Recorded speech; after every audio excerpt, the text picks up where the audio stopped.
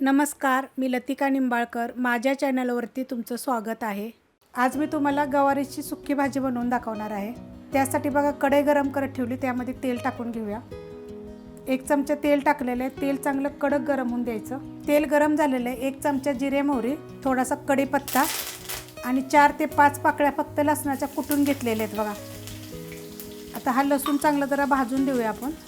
लसूण बघा चांगला भाजलेला आहे. गॅस मीडियम आहे. 2 चिमूट हिंग पावडर, थोडीशी हळद आणि एक मोठा आकाराचा कांदा बारीक कापून घेतलेला आहे. कांदा जरा चांगला भाजून घेऊया आपण. कांदा भाजलेला आहे. त्याच्यामध्ये एक मोठ्या आकाराचं टमाटर टाकलेलं आहे आणि ह्याच्यामध्ये थोडंसं आपल्याला मीठ टाकायचे, म्हणजे चवीनुसार टाकलं तरी चालेल, म्हणजे आपलं हे टमाटर सॉफ्ट होईल. टमाटर बघा चांगलं सॉफ्ट झालेलं आहे. त्याच्यामध्ये मसाला टाकून घेऊया. कोल्हापुरी मसाला 2 चमचे, तुमच्या तिखटाप्रमाणे टाका, आणि गरम मसाला पावडर 1 चमचा. आता हे थोडंसं परतूया आपण आणि ह्याच्यामध्ये बारके 3 चमचे शेंगदाण्याचं कूट टाकलेलं आहे. चांगलं भाजून कुटून घेतलेलं आहे.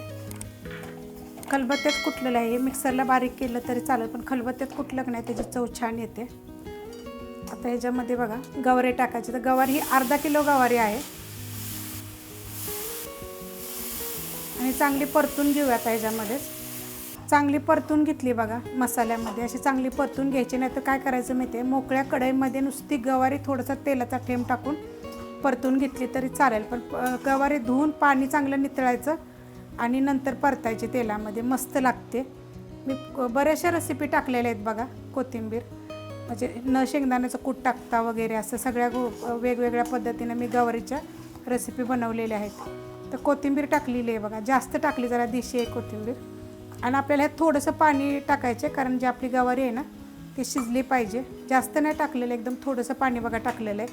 आता हे जरा सगळं मिक्स करून घेते आणि एकदम बारीक गॅस आहे आपला, कारण हे सगळं मी मोठ्या शेगडीवर करते, त्यामुळं मी तुम्हाला मीडियम गॅस, बारीक गॅस सांगते. 3 बर्नरचा गॅस आहे. आणि जर कुणाला जर हा गॅस जर घ्यायचा असेल तर घ्या, चांगला आहे. शेगडी चांगली आहे, मजबूत आहे आणि अजूनपर्यंत 6 महिने होताला खराब नाही झालेली, काहीच नाही त्याचा प्रॉब्लेम. ही झाकून ठेवूया आपण एक 15 मिनटं. बारीक, एकदम बारीक गॅसवर बघा झाकून ठेवलं होतं. बघा किती मस्त अशी सुक्की भाजी झालेली आहे गवारीची. एकदम स्लो गॅसवर होती. अशा पद्धतीने शिजलेली पण आहे. जरी तुम्हाला गवारीची रेसिपी जर आवडली तर लाईक करा, सबस्क्राईब करा, कमेंट करा आणि शेअर बी करा.